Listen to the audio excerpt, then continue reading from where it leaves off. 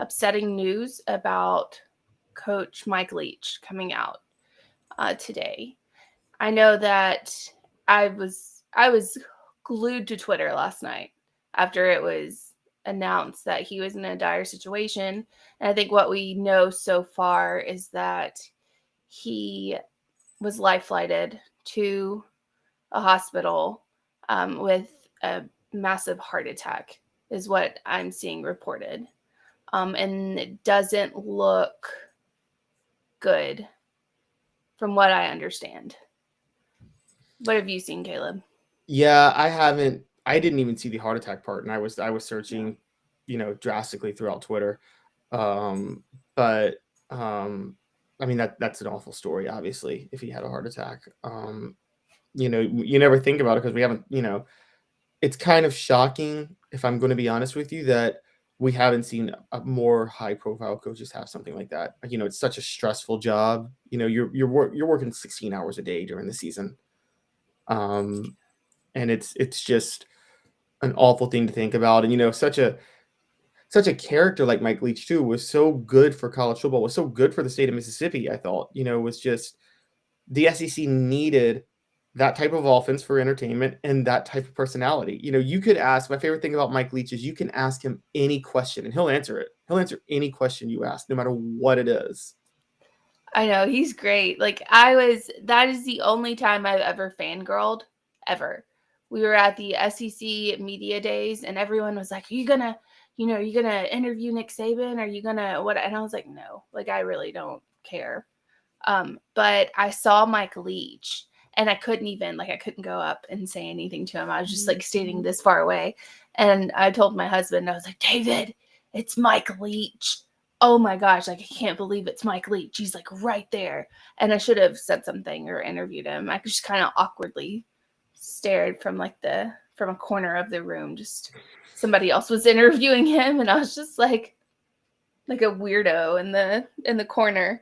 So it was definitely interesting, but he is one of the best characters in all of college football, hands down, one of the best.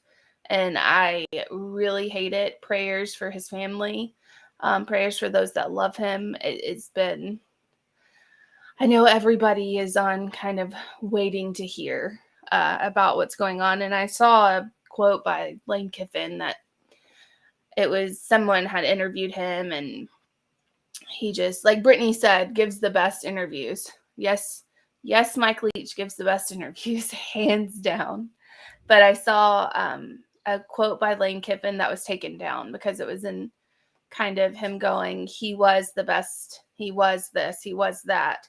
And people took that with, they kind of ran with it as he'd already passed or something like that. And I know there's conflicting reports out there from people saying that he already passed.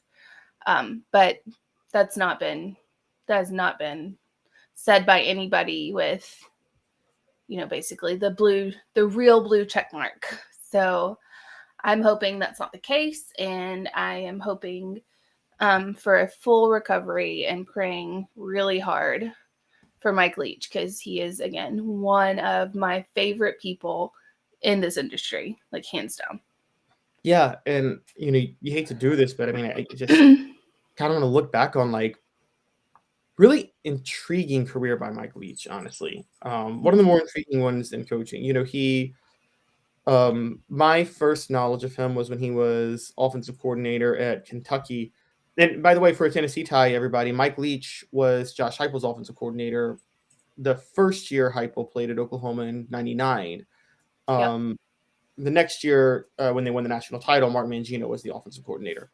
But Leach was the first one. But here's a guy who he was high, he had been a total under the radar coach. We're talking after graduating from BYU was at Cal Poly, College of the Desert, Iowa Wesleyan, Valdosta State. I mean, just random schools. And then in 1997, Hal Mumme brings him in to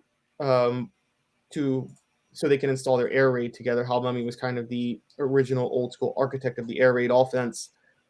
And the idea was that this was how Kentucky could compete in the SEC. And, Mike Leach is coaching Tim Couch. He and Peyton Manning have one of the most epic shootouts in '97, and then in '98, Kentucky gets to a bowl with Mike Leach. That's when he goes to Oklahoma in '99, and then in 2000 he takes over at Texas Tech, and after a few, and then that's when the numbers just go through the roof. It was a few years before things really took off, but Cliff Kingsbury was one of his quarterbacks at that time, and as he did with Washington State, by like year 5, Texas Tech was a fixture in the top 25 every year. And just so people understand, Texas Tech doesn't do that. Yeah. They're not. They're nowhere. We talk about how Texas A&M is not on Texas's level. Texas Tech is not on. I don't think it's on TCU's or even maybe SMU's level. They're lucky to be in a Power 5 conference, honestly, because they shouldn't be. Yeah, Texas Tech is not good. So I want to ask you, Caleb, out of all the Mike Leach interviews you've ever seen, what is your favorite? Ooh. Okay, my favorite is, and actually, this is funny because I disagreed with him on this, but he made the case for an expanded playoff one year, and he got very sarcastic about college football thinking they're too sophisticated for a playoff when everybody from your local city park football league has a playoff all the way up to the NFL. And that was my favorite interview. My favorite Mike Leach moment is the locker room moment in 2009 that someone captured on footage where he laid into his Texas Tech team after a win, after they beat Baylor, and he just laid into them. It's very expletive raced, but it was hilarious. Yes. So one of my favorite interviews by Mike Leach was when he was talking about, God, I can't even remember where he was, but he was talking about an offensive lineman, like take one of our offensive linemen and put him against one of his defensive linemen. And I know I'm botching it right now because I can't even remember it, but he was like, that guy would make an oil stain where our guy was standing. I mean, he went into a whole thing, and he's just hilarious. He is. He is top notch. The person that about going to having fall weddings and eloping and all of that stuff. Like I love Mike Leach. Orange the Blood eloping, saying, yeah, the eloping one. that was one of the best ones. Yeah. I love his rant on which mascots would win in a fight and the wedding planning rant. Yes, the wedding planning. That's what I got married in January and for a reason. Like I was like, I'm not doing it. I had to move it up because my sister was actually pregnant and it wouldn't have worked, but it was originally February. But I was like, I'm not doing it during football season. Like I'm just not college football season because I don't believe in it and I hate it when other people do it. No offense to everybody else. It drives me crazy. We got married in Memphis because that's where we're from, and my wife didn't want a long engagement, so I'm like, then we have to get married before the season. So we got married in August in Memphis, which is a brutally hot place, and we took pictures outside, but it was worth it to not have football season, to not miss football season. I know. How did you not melt?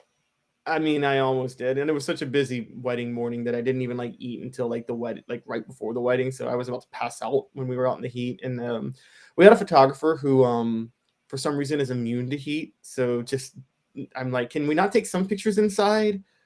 And yeah, it drove me crazy. But yeah, the eloping one with Mike Leach is great. One of the other ones that I loved was again, some of these people would find offensive now, but it's still hilarious when he says it because he said it was that 2009 year again. I think Texas Tech. I think they lost to Texas A&M, but when he said we got a bunch of kids who are more interested in their fat little girlfriends than winning games, and then I love that, eating fish sandwiches with their fat girlfriends. Yes. Oh, I love that. He he also said, for all the men out there, he said the wisest thing of all time on Twitter, and it's the truest thing, which he said, men looking for women, stop going to bars, go to Target, the ratio is 3-1, and women are always already looking for things they don't need in Target. Yeah, that's the truth. Like that is hands down the truth. That's why I don't go to Target, because I don't need anything in Target. I don't want anything in Target. Leave me, like, no, do not put me in Target, because it's a bad idea. You never come out spending less than $200, and it's all stuff that you don't need. I mean, it Yeah. literally is all stuff that you don't need. And even if you did go to Target to get something you needed, you'll come out spending $200 and you will have forgotten to get the thing you needed. Oh god, it happens every time. Like you will have brand new decor for a room, but forgot the paper towels, I swear. So Brittany's saying her favorite interview was when he gave the wedding advice, and uh he told his kids to elope and that he would pay them to do it. But her favorite moment was him folding the chairs up and throwing them down on the sidelines. Yeah, I love that part when he said they didn't even deserve to sit Mississippi State Oh this yeah. past season. And he just folded up all the chairs and threw them down. Like, he is just, I mean, he is a national treasure. Like, he really is. And I was devastated when I heard that news.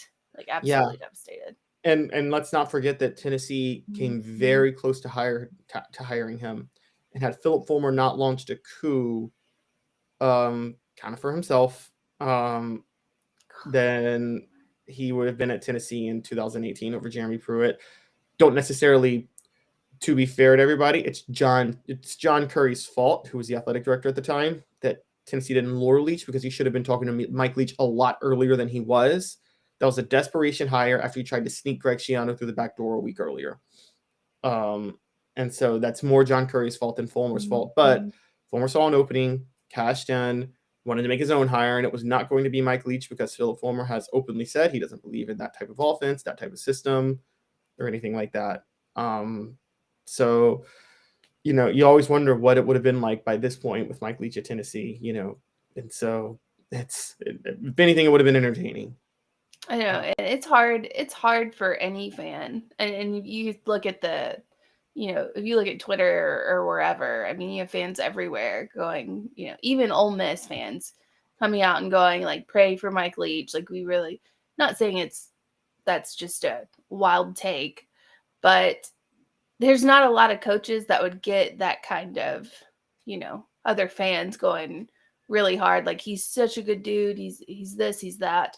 Um, but Mike Leach is definitely a fan favorite for a Yes. lot of people, and it's hard. I have problems rooting against Mississippi State just because Mike Leach is there, just Right. because I No, I love it. agree.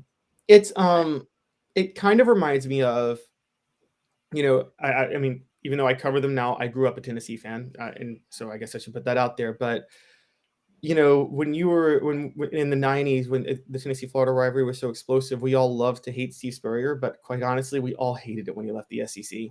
It was like, however, even if he took shots at your school, and I think we all were victims of Steve Spurrier to a certain degree if we're fans of other schools.